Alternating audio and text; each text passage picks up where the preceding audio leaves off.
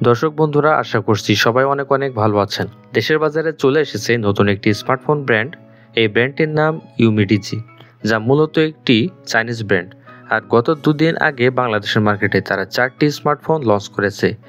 আর আজকের এই ভিডিওতে আমরা G9 5G এই ফোনটি নিয়ে বিস্তারিত আলোচনা করব। ফোনটি দেশের বাজারে একটি ভেরিয়েন্টে লঞ্চ হয়েছে 6GB র্যাম 128GB, যার প্রাইস রাখা হয়েছে 14,990 টাকা। সো এই 15,000 টাকার আশেপাশে আমরা 5G ফোন পাচ্ছি, আর নতুন একটি ব্র্যান্ড। সো এই ব্র্যান্ডের এই ফোনটি কেমন হবে, ফোনটি কি ভ্যালু ফর মানি হবে, আর ফোনটি কি আসলেই ভালো ভালো স্পেসিফিকেশন ব্যবহার করা হয়েছে, এসবগুলো জানতে পারবো এই ভিডিওতে। সো পুরো ভিডিওটি মনোযোগ সহকারে দেখবেন, আশা করি ফোনটি সম্পর্কে বিস্তারিত সবকিছু জানতে পারবেন। আর ভিডিওটি ভালো লাগলে ভিডিওটিতে একটি লাইক দিবেন এবং চ্যানেলটি সাবস্ক্রাইব করবেন। প্রথমে যদি ফোনটির ডিজাইন এবং বিল্ড কোয়ালিটি নিয়ে কথা বলি, তাহলে ফোনটির ব্যাক সাইডে এবং ফ্রেমে থাকছে প্লাস্টিক 7.9 মিলিমিটার থিকনেসের সাথে ফোনটির ওজন করা হয়েছে 189 গ্রাম। আর ফোনটির ব্যাক সাইডে থাকছে 3টি ক্যামেরা, যা দেখতে ভালোই লাগছে। আর একেবারে নিচের দিকে দেখতে পাচ্ছেন ইউমিডিজির লোগো। ভালো ব্যাপার হচ্ছে পোর্টস এন্ড বাটন হিসেবে এই ফোনটির সব ধরনের পোর্টস এন্ড বাটন পাওয়া যাচ্ছে, যেমন 3.5 millimetre headphone jack, type C slot ইত্যাদি। আর এছাড়াও এখানে ব্যবহার করা হয়েছে সাইড মাউন্টেড ফিঙ্গারপ্রিন্ট সেন্সর, যা যথেষ্ট ফাস্ট এবং অ্যাকুরেট। আর ফোনটি মার্কেটে দুটি কালার ভেরিয়েন্টে পাচ্ছেন, ব্ল্যাক এবং গ্রিন। আর আরেকটি ভালো ব্যাপার হচ্ছে ফোনটিতে সিম কার্ডের পাশাপাশি মাইক্রো এসডি কার্ডও ব্যবহার করতে পারছেন। ফোনটির সামনে আসলে আপনারা পেয়ে যাচ্ছেন একটি ফুল ভিউ ডিসপ্লে, যা 6.75 ইঞ্চের। ডিসপ্লের উপরের অংশ ইউ শেপের মাধ্যমে সেলফি ক্যামেরা প্রোভাইড করা হয়েছে, এই বিষয়টি খারাপ লেগেছে। আর দ্বিতীয়ত, এই ডিসপ্লেটি হচ্ছে এইচডি প্লাস। এই ডিসপ্লে 15,000 টাকা বাজেট সেগমেন্টে আমরা এইচডি প্লাসের ডিসপ্লে পাচ্ছি, এই বিষয়টি হতাশ করেছে। 5G ফোন হলে কি হবে, ডিসপ্লেটা কিন্তু অনেক বেশি ইম্পর্টেন্ট। তবে ডিসপ্লেতে আপনারা 90 হার্টজ রিফ্রেশ রেট পেয়ে যাচ্ছেন, এর কারণে ডিসপ্লের টাচ রেসপন্স যথেষ্ট স্মুথ হবে। আর ডিসপ্লের কালার কোয়ালিটি যথেষ্ট ভালো, তবে ডিসপ্লেতে শার্পনেসের ঘাটতি ফিল করবেন। 15,000 টাকা বাজেট সেগমেন্টের ডিসপ্লেকে এভারেজ বলতে পারেন। এবার পারফরমেন্স নিয়ে কথা বলা যাক।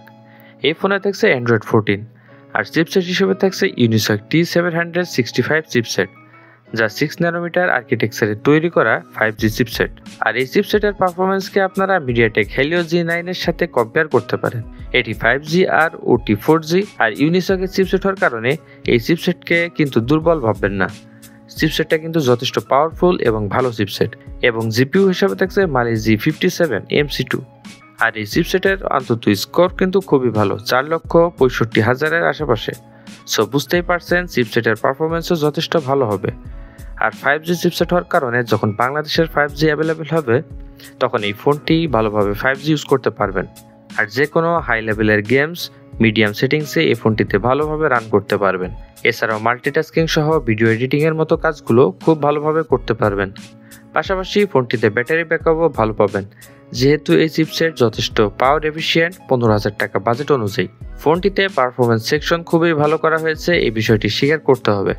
আর আগেই বলেছি, বাংলাদেশের বাজারে ফোনটি একটি ভেরিয়েন্ট লঞ্চ করা হয়েছে, বা গ্লোবালি এই ফোনটি কিন্তু একটি ভেরিয়েন্টেই পাওয়া যাচ্ছে, 6GB র্যাম ও 128GB র্যাম। ক্যামেরা সেকশনে এই ফোনটির ব্যাক সাইডে থাকছে 3টি ক্যামেরা, যার মেইন সেন্সর হিসেবে থাকছে 50 মেগাপিক্সেলের একটি হোয়াইট সেন্সর, এবং সেকেন্ডে আর থার্ডে থাকছে 2 মেগাপিক্সেলের ম্যাক্রো এবং ডেপথ সেন্সর। তবে ব্যাক ক্যামেরাতে আপনারা শুধুমাত্র 1080p-তে 30fps এ শুট করতে পারছেন।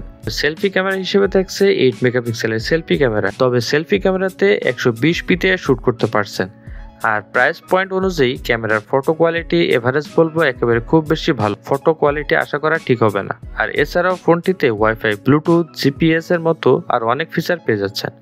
ফোনটির ব্যাটারি হিসেবে 5000 মিলিঅ্যাম্পিয়ারের একটি ব্যাটারি এবং সাথে থাকছে 18 ওয়াটের একটি চার্জার। আর 5000 mAh এর ব্যাটারি থাকার কারণে ফোনটিতে ব্যাটারি ব্যাকআপ যথেষ্ট ভালো পাবেন। ব্যাটারি ব্যাকআপের জন্য এই ফোনটিতে আশা করি কোনো ধরনের সমস্যা ফেস করবেন না।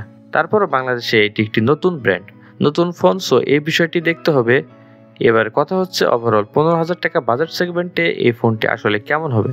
দর্শক বন্ধুরা, বাংলাদেশে আপাতত অফিসিয়ালি 15,000 টাকা বাজেট সেগমেন্টে কোনো 5G ফোন নেই। প্রত্যেকটা ফোনে 4G, আর বেশিরভাগই ফোনে আমরা এইচডি প্লাস এর ডিসপ্লে লক্ষ্য করব। সো এই ফোনেও থাকছে এইচডি প্লাস এর ডিসপ্লে।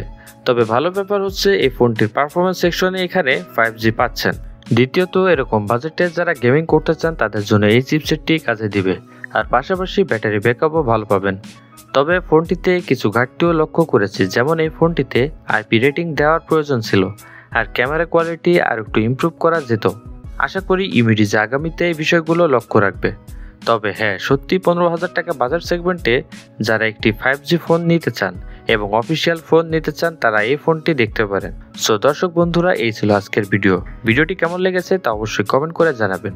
আর সবাই অনেক অনেক ভালো থাকবেন। দেখা হবে নেক্সট ভিডিওতে। টিল দেন, আল্লাহ হাফেজ।